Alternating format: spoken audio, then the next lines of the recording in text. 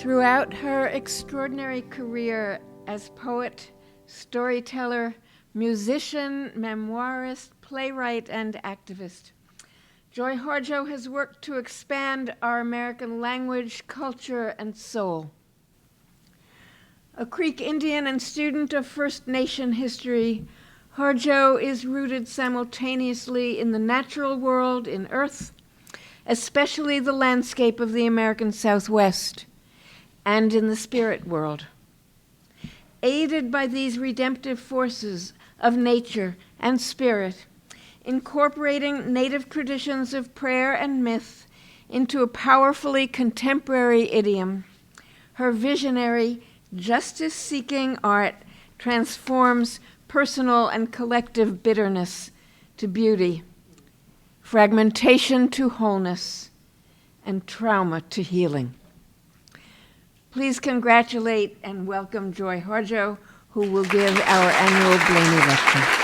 I'm honored to be here, still surprised and grateful. This opens the door for many.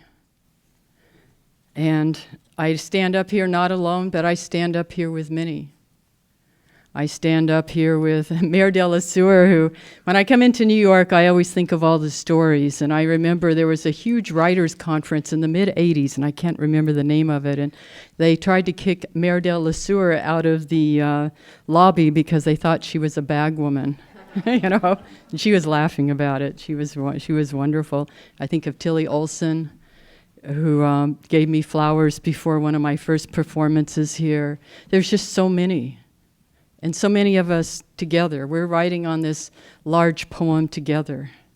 Marie, how I should just let you come back up here and read some more. You know, there's so many, so thank you. And so I'm just going to, this is part of the acknowledgement here.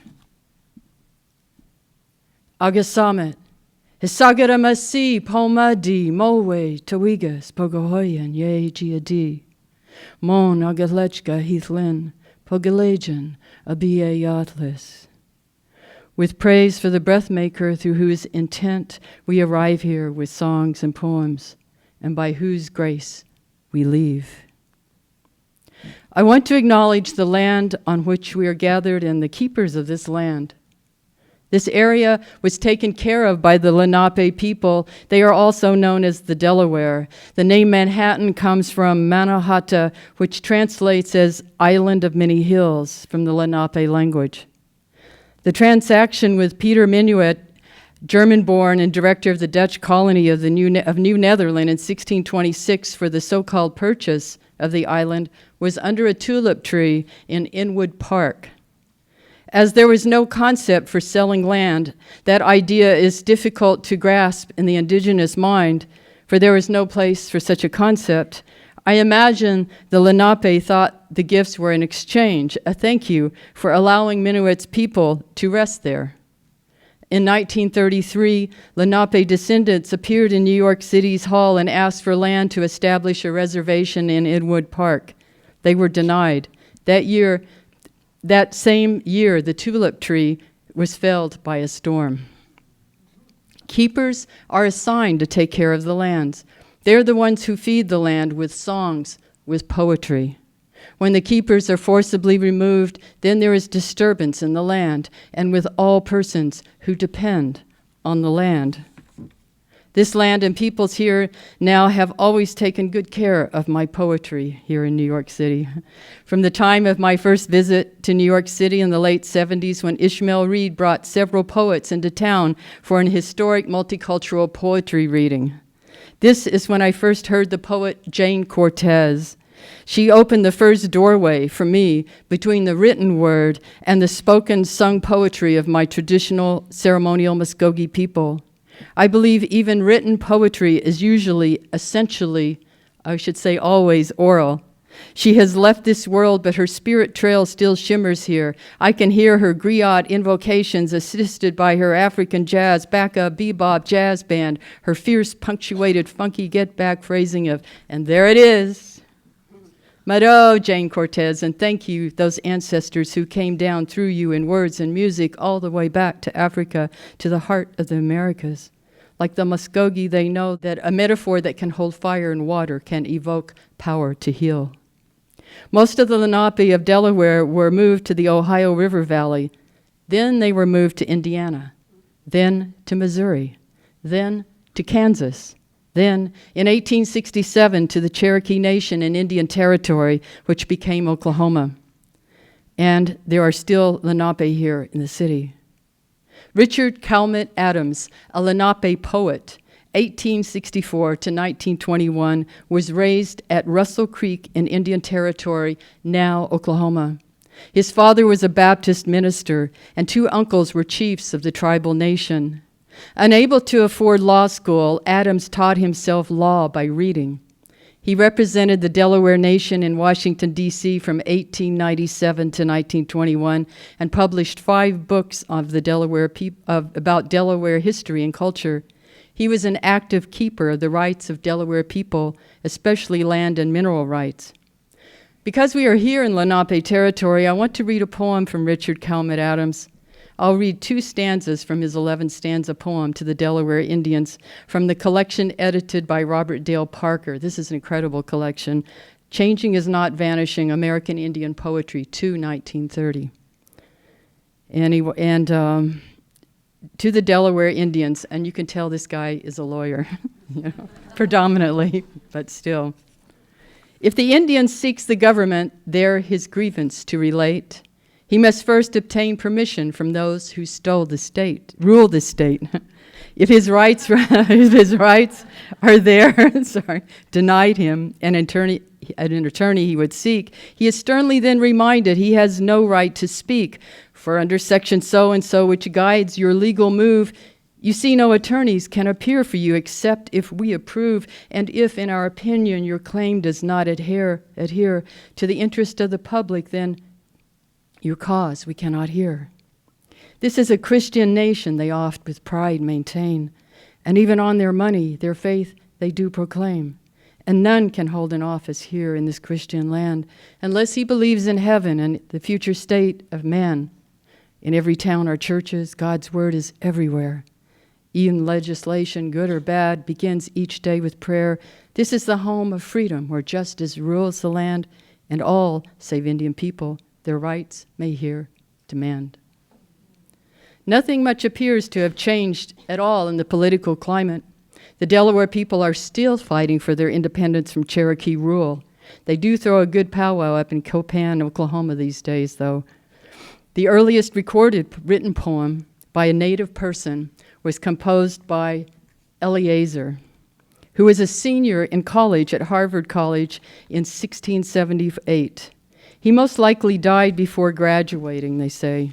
We do not know anything about Eliezer. All we have is his poem on the death of that truly venerable man, D. Thomas Fletcher, who moved on to the Lord from this life, 18 of August, 1678, which is written in Greek and Latin. Boston minister Cotton Mather published the elegy in his most famous book, Magnalia Christi Americana, 1702. Mather commented, "And because the nation and quality of the author will make the composure to become a curiosity, I will here for an epitaph insert an elegy which was composed upon this occasion, Thatcher's death, by an Indian youth who was then a student of Harvard College." And then a short 3 lines of the English translation. With righteous tears and with weighty grief, the mind is senseless, the mind is silent. Now the hand refuses this just office. It was essentially illegal to write or perform poetry in our native languages until the passing of the American Indian Religious Freedom Act in 1978. The act was passed 278 years after Eliezer's poem was published. The act was to protect and preserve the traditional religious rights and cultural practices of American Indians, Eskimos, Aleuts, and Native Hawaiians. Our traditional poetry is expressed predominantly in songs, speeches, and formal announcements with great attention to metaphor. Until this law was passed, our cultures went underground to keep them safe. I am grateful that the songmakers of my tribe kept the fire going despite being ostracized and shamed by the churches and state for keeping the language, the culture. Those who took care of our culture taught me that our arts carry the spirit of a people. It is through art that we know ourselves. For Indigenous people in this country, the English language is a kind of trade language. We are over 500 federally recognized nations. There are over 220 living Indigenous languages. This whole hemisphere is Indian country from north to south, rich in many cultures and many languages. English, Spanish, and French allow us to move about and communicate more globally. But it is our tribal languages that allow us to know ourselves intimately. I have sat out at our ceremonial grounds and listened for hours about the meaning of one word, Asi, how it connects to fall leaves, to the Seminole warrior Osceola, whose mother was Muskogee Creek, and his story, to the origin, one metaphor unfolded to reveal another. We were absolutely connected with the ancestors of a people and a place. We need that, all of us, as much as a child has a need for a mother and father. English language was a colonization tool meant to supplant, overtake, and even destroy our tribal languages. Our usual avenues of poetry production were blocked, and some even lost and destroyed. Because most of us did not write our literature down in English words, rather kept them in memory and passed them on, we were considered illiterate. Yet, there are vast stores of literature that exist and are living. The keepers and creators of these literatures keep it alive by speaking it, often singing it. The beauty way of the Navajo or Dene people who live in the southwestern part of this country is a part of a chanted healing ceremonial poem. It is several days long. It is one of the most complex and beautiful poems in the world literature. It has been translated into English. It would be sung something like this. I'm not going to sing it, but I'll read some of the stanzas. It's very long. I'm just including a few. House made of dawn, house made of evening light, house made of the dark cloud, house made of male rain, house made of dark mist, house made of female rain, house made of pollen, house made of grasshoppers. Dark cloud is at the door. The trail out of it is dark cloud. The zigzag lightning stands high upon it, and as an offering I make. Restore my feet for me, restore my legs for me, restore my body for me, restore my mind for me, restore my voice for me. This very day, take out your spell for me. May it be beautiful before me. May it be beautiful behind me. May it be beautiful below me. May it be beautiful above me. May it be beautiful all around me. In beauty it is finished. In beauty it is finished. I didn't grow up speaking my own tribal language, Muskogee. Our grandparents didn't want their children to suffer the humiliation they did for speaking their languages. Their Christianization and schooling taught that our tribal languages and cultures were inferior. They planted shame. Gloria Bird, the Spokane native poet and writer and lifelong friend whom I met at Indian school and who co-edited with me the Norton anthology, Reinventing the Enemy's Language, Contemporary Native Women's Writing of North America, says in our introduction, by Norton, says in our introduction, often our ancestors were successfully conditioned to perceive native language as inferior or defective in comparison to English. A direct response, as it often happened, was that the previous generation did not teach tribal languages to our generation. My relationship, says Gloria, to the English language is not as dramatic or transparent as with those earlier generations. English is the only language I have ever spoken. In the shift to reclaim native languages, it is the people of my generation and of our children's who perceive ourselves as impoverished because we do not have access to that mode of production. We represent two generations upon which colonization successfully severed the link between native language and the production of culture.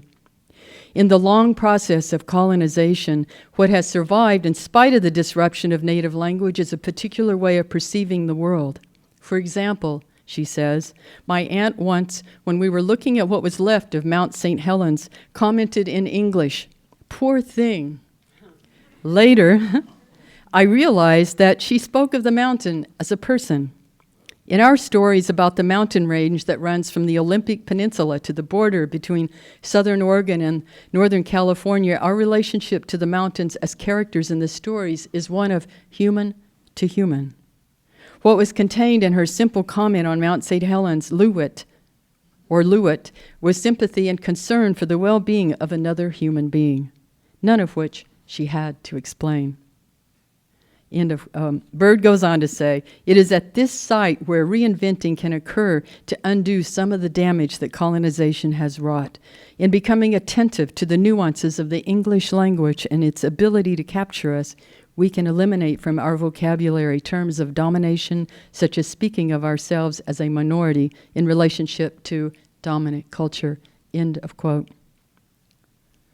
The English language does not exist in a vacuum because it is an earthly creation. It is in a constant state of flux. English is renewed by use, especially by poets who have one of the most intimate relationships with it. The language then becomes a keeper, if you will, of cultural movement, ideas, a storehouse. For many indigenous poets, it is poetry that makes a bridge between indigenous spoken traditions and written English texts. As a young Muskogee student at a state university studying art, I came to poetry because I wanted the intricate and metaphorical language of my ancestors to pass through to my life, my language. I heard my ancestors in my dreams, and the closest I came to hearing them in my life as a young woman in the 1970s was in the voices of the poets, in the poetry of Blackfoot poet James Welch, Laguna poet Leslie Silko, the poetry of the Amherst poet Emily Dickinson, and Langston Hughes, a poet of the Harlem Renaissance. I could hear their footsteps just behind the song of the cricket, who kept me company as I stayed up all night and painted and wrote after I had gotten my children fed, washed, and to bed. As I walked back through memory while writing my memoir, Crazy Brave, it occurred to me that we have poetry ancestors. That thought was the door that made a fresh path of understanding. Each of us carries ancestors within us. The DNA spiral is ancestral stories and songs. Even the stones, plants, elements, and creatures have ancestors. Each poem has ancestors. The first poetry ancestor of the poem, She Had Some Horses, is not known as a poet, but is remembered after several generations in our tribe for his eloquence, his fearlessness, and his love for the people. My grandfather Manahui fought with the Red Stick Warriors against the unlawful move of our people from the southeastern part of the United States. He was known for his way with horses, which is a kind of horse poetry. We have many family stories about him, including some about how he could bend time, which is very useful when writing poetry.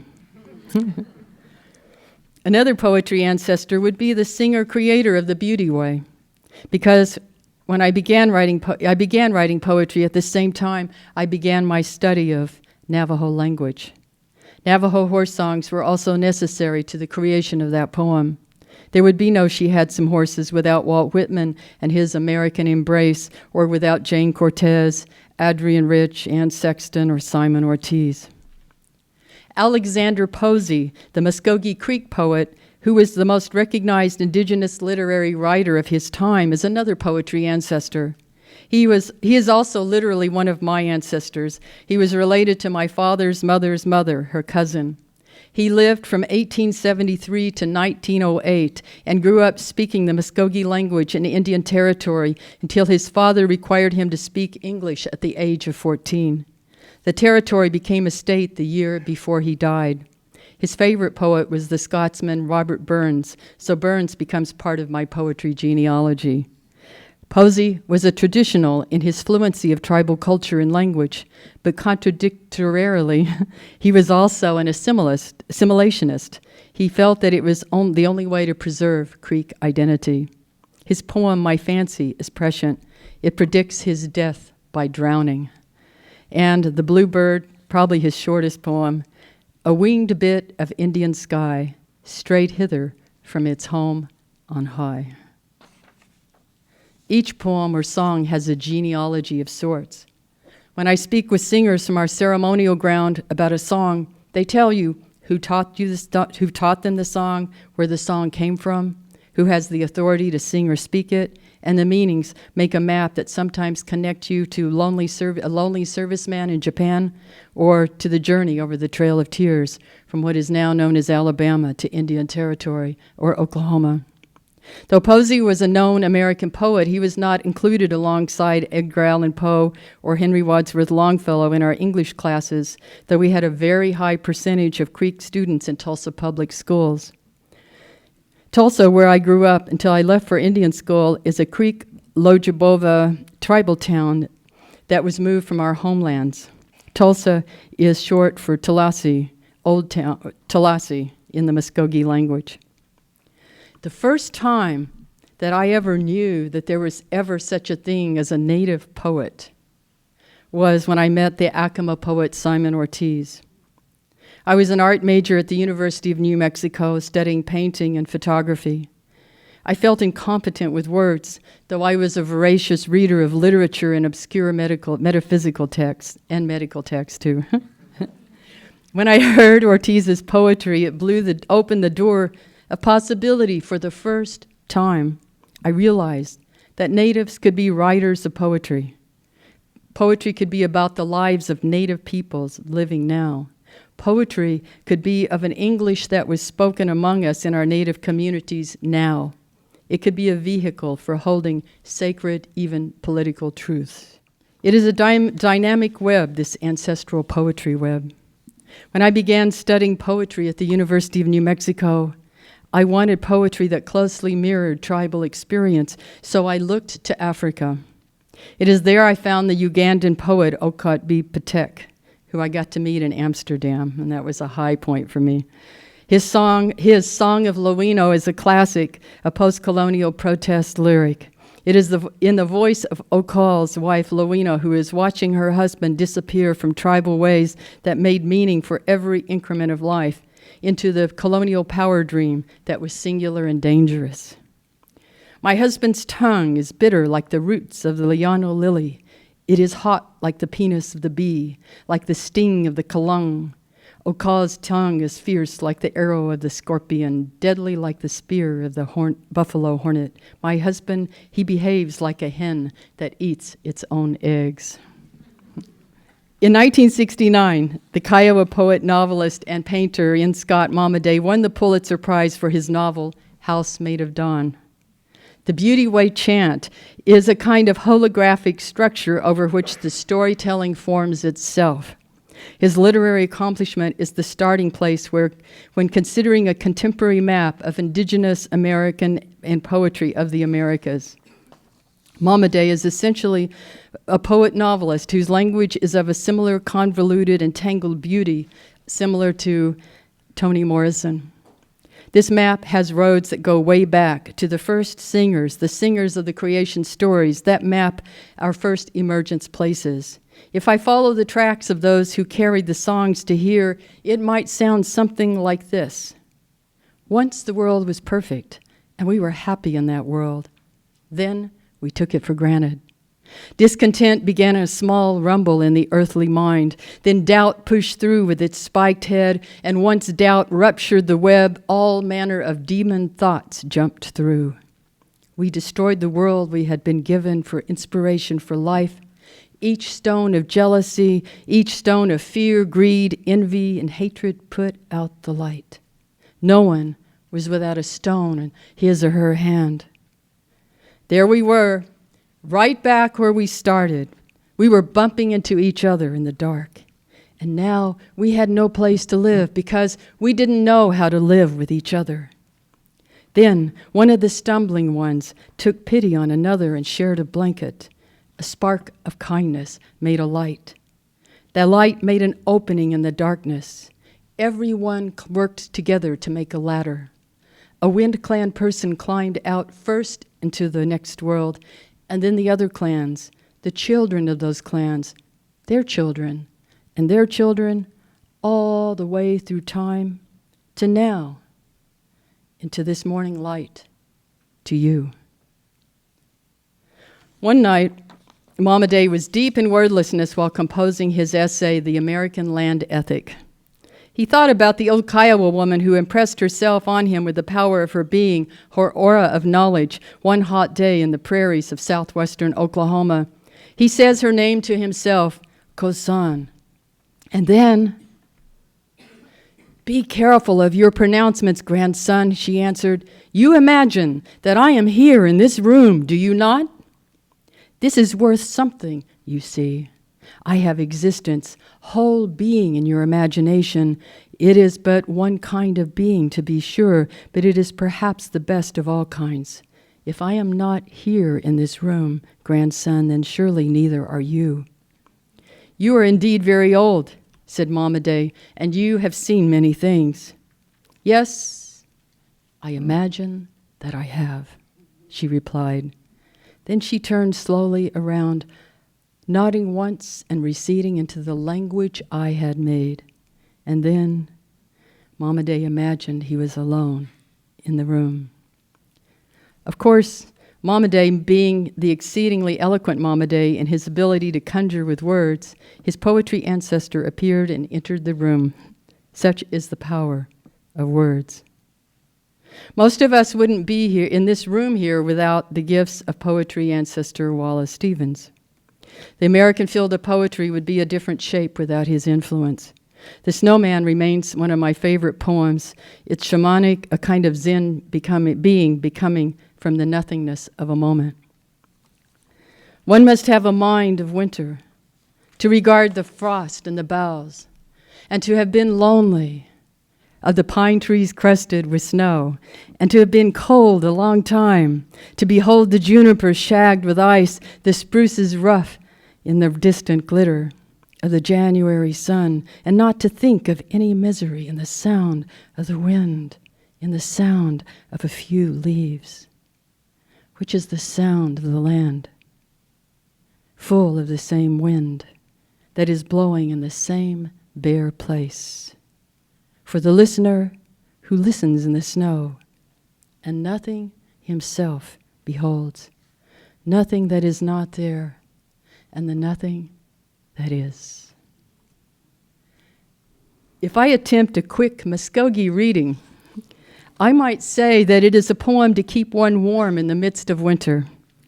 It is a poem to open ears to hear the songs and intent of the spirits whose voices are just beneath the sound of the wind. And I would consider that it is constructed to carry the memory of a place in the land that has special meaning for his family. It could be the poem of a name, of someone of a moiety whose color is white. I would also note that the speaker of the poem is properly self-effacing. It is when I returned to the ceremonial grounds several years ago that I realized this is where the poetry of the people lives. This poetry cannot be captured in pages of books because this poetry is also danced and sung, and it belongs to a particular place around the fire. And you cannot capture performance exactly on paper, though I tried it first with my book, The Woman Who Fell from the Sky. The songs are poems. They are the cadenced oratory of the speakers who open and close ritual doors. In our tribal music, I hear the roots of the original American music expression of the blues and jazz, and know that these are the missing part of the American story of blues and jazz. These songmakers figure strongly as poetry ancestors, even as does the poetry in the horns of John Coltrane and Charlie Parker, whose mother was Choctaw. And with ancestry, as much as you look back, you are always looking forward to see who is coming up, because a responsibility of each generation, whether it be blood family or poetry family, is to carefully tend those appearing who break through the imagination to speak the next world into place. I am part of the generation named the Native American Literary Renaissance, a generation that spans from Inscott Mama Day to the head of Sherman Alexie peering above the horizon of an irreverent future. And like other poets of my generation of Native poets, we've kept watching for those coming up before us. And they have appeared from all directions, from many different tribal nations: Lakota, Shawnee, Cherokee, Hawaiian, Inupiaq, Southern Ute, Choctaw, such a dynamic, rich field of younger indigenous poets who are moving about powerfully with their words, visions, and perspectives in indigenous American and world communities. They have won major American literary prizes, and some are just emerging. They embody many of the ancestors I have named and have poetry ancestors of their own. Most were born after the passing of the Religious Freedom Act of 1978. They grew up with hip-hop, computers, internet, cell phones, English language only laws. Their generation has witnessed the Twin Towers, Columbine, and the ramping up of street violence and outrageous acts of racial hatred, the same as any other American poet of their generation. They grew up urban and reservation. The social statistics are worse than ever for suicide, addiction, violence, and living conditions, all symptoms of grief and fury from massacre and forced removals. But different from my generation, they could carry the books of poems of native writers in their hands before they began to write. They are taking it on. As the Paiute Southern Ute poet Tanea Winder says, "We are on fire." These poets will become the next generation of ancestors, even as they are descendants. Because of time, I cannot read poems and statements in poetry genealogy of 8 contemporary younger Native poets as I planned. These poets include the brilliant and knowledgeable Muskogee Creek poet Jennifer Forrester, who is a Wallace Stegner Fellow at Stanford. Her first book is Leaving Tulsa. Orlando White is Dene Punk and Razor Smart. His very recent collection of poetry is Letters, with 2 R's, from Nightboat Press. And it's a brilliant Dene English word and letter gaming book. Joan Kane, Inupiaq's most recent collection is Hyperboreal, published by the Pitt Poetry Series. She names several poetry ancestors, including Forshey, Glick, Bogan, Jean Valentine, Robert Hayden, Ashbury, Yeats, and says this: "Every person, but maybe every ancestor, most specifically my grandfather, who has made a song not out of a desire to please or entertain or seduce a listener, but because their sorrow or longing or happiness could not remain held only within." D.G. Nanook Okpik Inuit and Inupiaq, her first book is Corpse Whale. These poems are essential caches of northern knowledge and prescient dream containers. She wrote me, "In Origin of Ancestral Mapping, I draw from the spirit realm of my Inupiaq ancestors. Although the marvelous," and then she goes on there, and then although the marvelous poet Arthur Z, and most every one of these poets mentioned Arthur Z as a poetry ancestor, with his stringent, rigorous, irrelevant revelations lift my elemental world in poetics and push me to aspire into excellence in the meridians of time. His work transfixes my interior and exterior balance and was there in the beginning of my writing life. And there are so many more, but we'll focus briefly on 2 poets, Layli Long Soldier, the Lakota poet, and whose first book will be published, her first book, Whereas, will be published by Grey Wolf Press in 2017. I'm bending time here a little bit. And Sherwin Bitsui, Dene, who broke through the pack with his surrealistic dream songs and Shapeshifter. It's too bad we have to wait until 2017 for her collection. It is stunning. The poet and critic Maggie Nelson agrees. Such trenchant, beautiful thinking and writing about the relationship between official political speech and literature's capacity to write back. Here is Layli Long Soldier in her own words. "I knew I wanted to go to the Institute of American Indian Arts because my father went there in the late 60s.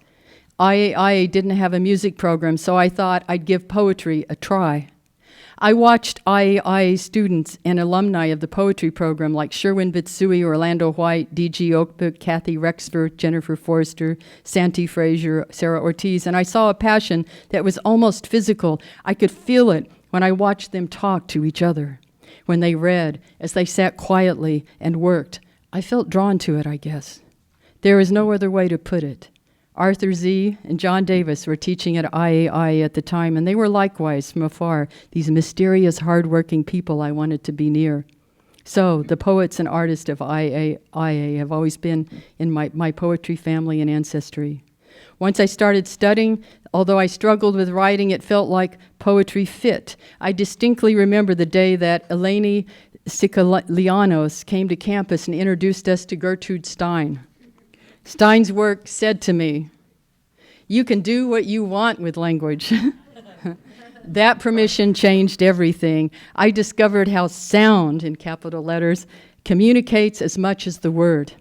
I already knew that, of course, through music, but I didn't know that was possible on the page. And then she lists some more poetry ancestors, including Harriet Mullen, Fred Moten, Simon Ortiz. So I'm going to read this, whereas the poem is many pages long, and I cut it down as much as I could without losing. So this is an excerpt from her poem, Whereas. The Dakota 38 refers to 38 Dakota men who were executed by hanging under orders from President Abraham Lincoln. To date, this is the largest legal mass execution in U.S. history. The hanging took place on December 26, 1862, the day after Christmas. This was the same week that President Lincoln signed the Emancipation Proclamation. In the preceding sentence, I italicize same week for emphasis. There was a movie titled Lincoln about the presidency of Abraham Lincoln. The signing of the Emancipation Proclamation was included in the film Lincoln. The hanging of Dakota 38 was not. In any case, you might be asking, why were there 38 Dakota men hung? As a side note, the past tense of hang is hung. But when referring to the capital punishment of hanging, the correct tense is hanged. So it's possible that you're asking, why were 38 Dakota men hanged? They were hanged for the Sioux Uprising. I want to tell you about the Sioux Uprising, but I don't know where to begin. I may jump around and details will not unfold in chronological order. Keep in mind, I am not a historian. And then there's a long part of the poem. And then, although I often feel lost on this trail, I know I am not alone. However, as best as I can put the facts together, in 1851, Dakota Territory was contained by a 150-mile-long strip along the Minnesota River. But just 7 years later, in 1858, the northern portion was ceded, taken, and the southern portion was conveniently allotted, which reduced Dakota land to a stark 10-mile tract. These amended and broken treaties are often referred to as the Minnesota Treaties. The word Minnesota comes from Minne, which means water, soda, which means turbid. Synonyms for turbid include muddy, unclear, cloudy, confused, and smoky. Everything is in the language we use. However, as further consequence, what remained of Dakota Territory in Minnesota was dissolved, stolen. The Dakota people had no land to return to. That means they were exiled. Homeless, the Dakota people of Minnesota were relocated, forced into reservations in South Dakota and Nebraska. One trader named Andrew Myrick is famous for his refusal to provide credit to Dakotas by saying, "If they are hungry, let them eat grass." There are variations of Myrick's words, but they are all something to that effect. When settlers and traders were killed during the Sioux Uprising, one of the first to be executed by the Dakota was Andrew Myrick. When Myrick's body was found, his mouth was stuffed with grass. I am inclined to call this act by the Dakota warriors a poem. There's irony in their poem. There was no text. Real poems do not really require words. I have italicized the previous sentence to indicate inner dialogue, a revealing moment. But on second thought, the particular words, "let them eat grass," click the gears of the poem into place. So we could also say language and word choice are crucial to the poem's work. Things are circling back again. Sometimes, when in a circle, if I wish to exit, I must leap and let the body swing from the platform. Sherwin Bitsui's most recent collection is Flood Song from Copper Canyon Press. It's a book-length lyric sequence that explores the traditions of Dene writing through postmodern fragment and stream of consciousness. His poems are wide and deep arroyos and mesas of human perception, conceptual word paintings born of agony and joy. He's been acknowledged for his poetry with a Whiting Award, a Native Arts and Cultures Fellowship, an Lannan Fellowship, and many others. He was raised in his early years by his grandfather and was also a shepherd as a boy. And Sherwin writes, "My grandfather is a medicine man who walked with me when poetry was starting to emerge in my being.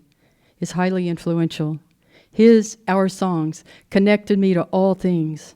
My language is also a poetry ancestor to me. Through it, I am connected to storytellers in my cultural past and present.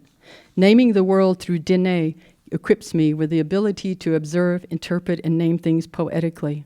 Other poet ancestors for me, though some are very well alive, include William Blake, Federico Garcia Lorca, Walt Whitman, Allen Ginsberg, Joy Harjo, Sherman Alexie, Arthur Z., and Carolyn Forche. These poets all helped me see beauty and history in language. Then this is from an excerpt from Flood Song. In a cornfield at the bottom of a sandstone canyon, wearing the gloves of this song tightly over closed ears, the bursting song presses licks of flame into our throats, swelling with ghost dogs, nibbling on hands that roped off our footprints, keeping what is outside ours tucked beneath the warmth of their feet, cooling to zero, as they swarm luminous landmines like gnats, as thunder shakes white sand from wet hair, as police sirens trickle from water jars over squash blossoms, as starlight opened inside a darkened room, begins to tell its story from end to beginning again. I will close with poems by my two granddaughters, Haley Sarah Bush and Desiree Chi, open up my newest collection, Conflict Resolution for Holy Beings. I know them from their presence at the kitchen table. They are carrying it on. So I will close with my kitchen table poem, For This Kitchen Table is Eternal and Timeless.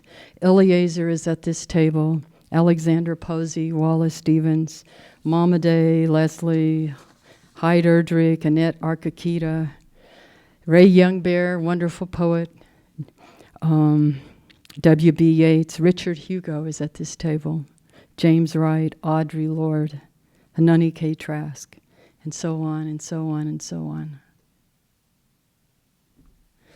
And I want to say too, thank you, Mado, for this opportunity to honor those whose poems made fire to keep us warm, made houses for our spirits to live, made songs that inspired fresh songs to feed a new nation. The world begins in a kitchen table. No matter what, we must eat to live. The gifts of earth are brought and prepared, set on the table. So it has been since creation, and it will go on. We chase chickens or dogs away from it. Babies teethe at the corners. They scrape their knees under it. It is here that children are given instruction on what it means to be human. We make men at it. We make women. At this table, we gossip, recall enemies and the ghosts of lovers. Our dreams drink coffee with us as they put their arms around our children. They laugh with us at our poor, falling down selves, and as we put ourselves back together once again at the table. This table has been a house in the rain, an umbrella in the sun. Wars have begun and ended at this table. It is a place to hide in the shadow of terror, a place to celebrate the terrible victory. We have given birth on this table and have prepared our parents for burial here. At this table, we sing with joy, with sorrow. We pray of suffering and remorse. We give thanks. Perhaps the world will end at the kitchen table while we are laughing and crying, eating of the last sweet bite. Thank you.